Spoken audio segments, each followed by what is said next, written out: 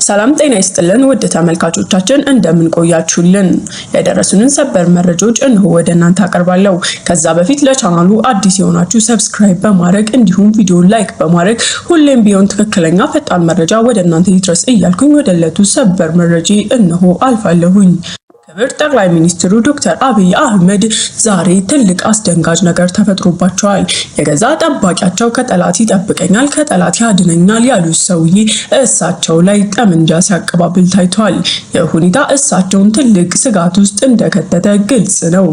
ደመነ ካሴ ሁሉም ሚዲያ ላይ እንደተናገረው እያንዳንዷ ትክክለኛዋ እርምጃና እውነታ ሲገባት ወደ ፋኖ ትቀላቀላለች። በግዴታ ማንንም ከኔ ጋር ሆነ አልልም፣ ግን እውነታው የተገለጸለት እኔን መጥቶ ልደባለቀ ይለኛል፣ ለዛውም እጄን ስሙ ብሎ የተናገረው ነገር ከዕለት ወደ ዕለት እውን እየሆነ እየመጣ እየታየ ይገኛል። በኢትዮጵያ በአራቱም አቅጣጫ ከቀን ወደ ቀን መከላከያን እየከዱ የሚገቡ የመከላከያ ቁጥር ወታደሮች እየበዙ ነው። ቢያንስ አነሰ ከተባለ ከ1000 በላይ መከላከያ ብልጽግናን እየከዳ ወደ ፋኖ እየተደባለቀ ይገኛል።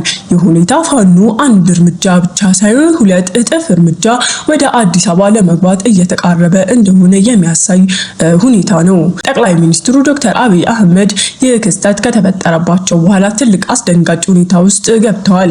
ምክንያቱም እጅግ በጣም በሚያምኑት የኔ በሚሉ ከጠላት ይከላከልኛል ብለው በቀጠሩት ሰው የክህደት መፈጸም ቀላል አይደለም።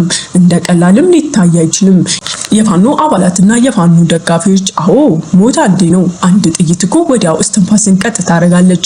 የሞት የሚሆነው ግን የሰው ልጅ እንደሚሞት ማን እንደሚገለው እየሰጋ ሲኖር ነው። ምግቡን ሲበላ ምን ተጨምሮበት ይሆን፣ መጠጡንም ሲጠጣ ምን ተጨምሮበት ይሆን እያለ እንደ ስጋት እንደ መኖር የምንሞት አለ። በዛ ላይ በገዛ ጠባቂዎቹ የክህደት ሲፈጸምበት ማንን ላምን እችላለሁ? የትኛው ጠባቂ ነገ ተነስቶ ይገለኛል? የትኛው እኔን የሚያይ ሰው እኔን ለመግደል ይዘጋጅ ይሆን የሚለውን ሐሳብ እያሰላሰሉ በኋላ ሞታለሁ ወይስ አሁን ወይስ ነገ ወይስ የቱ ጋር ነው የምሞተው እያሉ እንደመስጋት በጣም የሞትና ትልቅ ስጋት የለም። ይሄ ነው ለኛ ድሉ። ይሄንን ማድረግ መቻላችን ብቻ ለኛ እጅግ በጣም ጀግንነት ነው። ምክንያቱም አንዴ ብንገለውማ ሞተ ተገላገለ።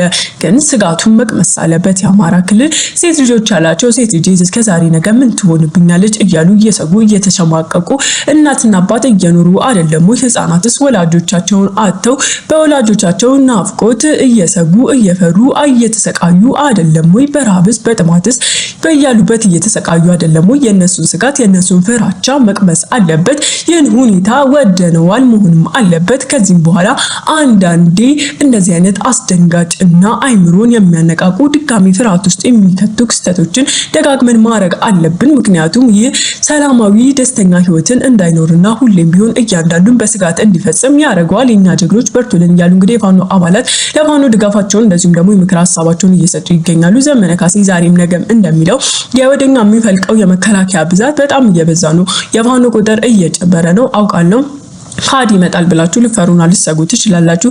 ነገር ግን እኛን የሚጠብቀን ጠመንጃችን ሳይሆን ሁሌም እንደምንናገረው አንድ ሃይማኖታችን ነው እኛን ፊት ቀደም የሚያደርገን። ስለዚህ አልሰጋም፣ ሃይማኖቴ አሳልፎ አይሰጠኝም፣ በክሬ አልደራደርም። የእናቴ ጸሎትና የአማራ ህዝብ እናቴ ጸሎት ከኔ ጋር ነው። ምንም አልሆንም ለማንም ካዲ እኔ ምንም ሊያደርገኝ አይችልም፣ ፋኖንም ጭምር ብሎ እንግዲህ ያው እሱ ወኔውን ሁሌም ቢሆን ወኔው የማይሞት ጀግንነቱ የማይደበዝዝ ጀግና አንበሳ የሆነ ሰውዬ ነውና ራሱንም ከራሱም አልፎ እንግዲህ አባላቱንና ደጋፊዎችን እያበረታታ አይዟችሁ እያለ እንግዲህ ይገኛል ማለት ነው። ዶክተር አብይ ከቀን ወደ ቀን የሚያቸው ነገሮች ምን ሰዓት ላይ ህይወቴ ታልፍ ይሆን ወደሚለው ስጋት እየከተተው ይመስላል።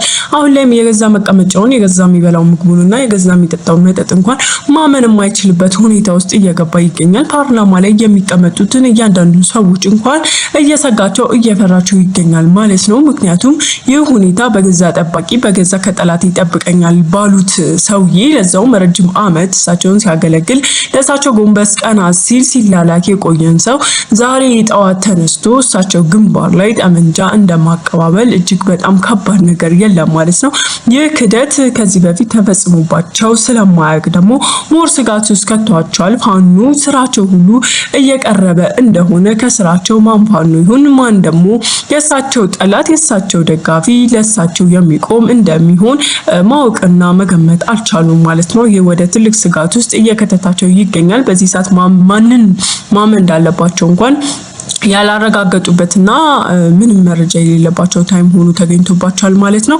የእሳቸው ላይ ሊያቀባብል የነበረውንም ወጣት እንግዲህ የፋኖ ጀግና የሆነውን እስከዛሬ በድብቅ እሳቸውን እየሰለለ ለእሳቸው ጉንበስ ቀና ሲል እንግዲህ በሀገሩ ላይ የገዛ ቤተሰቦቹን መከላከያ እንደጨረሰ ሲሰማ ካለምንም ትዕግስትና ካለምንም ርህራሄ ታልኮን ወይም ደግሞ መጭፋኑ እንደሆነ ግልጽ ማድረግ እንዳለበት ዘንግቶ በልህ እንግዲህ ጠመንጃውን ልክ ወደ እሳቸው ሲያቀባብል በሌሎች ጠባቂዎች እንግዲህ ሊረሸና ሊጠፋ ችሏል ማለት ነው። ይህ ሁኔታ ከእለት ወደ እለት እየጨመረ እንደሚሄድ ምንም ጥርጥር የለውም። በዚህ ሰዓት ጠቅላይ ሚኒስትሩ ማን ብልጽግና ትክክለኛ መከላከያ እንደሆነ ስጋት ውስጥ እየከተታቸው ይገኛል ማለት ነው።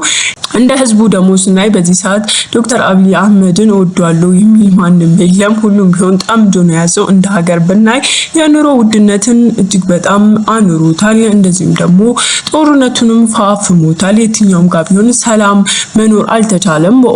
ለኦሮሚያ ይደግፋል ቢባልም ነገር ግን 25% የሚሆነው የኦሮሚያ ተወላጅና የኦሮሚያ ማህበረሰብ በተለያዩ ቦታዎች እያለቀና እየተጎዳ ይገኛል። ለየትኛው ኦሮሚያ ህዝብ እንደሚቆም እንኳን ትክክለኛ መረጃና ማስረጃ የለም ማለት ነው። ይህ ሁኔታ ደግሞ ሁሉንም የኢትዮጵያውያን የሆኑ ሰዎችን እንግዲህ እጃቸውን ወደ ዶክተር አብይ እንዲቀስሩ እየተገደዱ ይገኛሉ ማለት ነው። እሳቸው ይህ ነገር ኮንፈርት እየሰጣቸው አይመስልም። ልክ እንደ ፕሬዝዳንት ሳይሆን እንደ አሪፍ ንግግር አስተካካይ ብቻ ፓርላማ ላይ ሲቆሙ ህዝቡን የሚያነቃቃ ጥሩ መልስ ያገኙ እየመሰላቸው እያወሩ ይገኛሉ። ከዚህ በፊት ህዝቡ እያመናቸው እሳቸው እየደገፈ ቢገኝም አሁን ላይ ግን ሁለት ምላስ እንደሆኑ ገብቷቸዋል ማለት ነው። ፓርላማው ላይ ያውሩ እንጂ ውስጥ ላይ የሚካሄደው ሌላ ነገርና ሌላ ሁኔታ እንደሆነ ሁሉም ህዝብ በዚህ ሳገልጾ ሆኖለታል። አዲስ አበባ ላይም ፋኖን እየጠበቁ ያሉት በጣም ብዙ ሰዎች ናቸው። መቼ ገባ ይሆን ዛሬ ገባ ይሆን እያሉ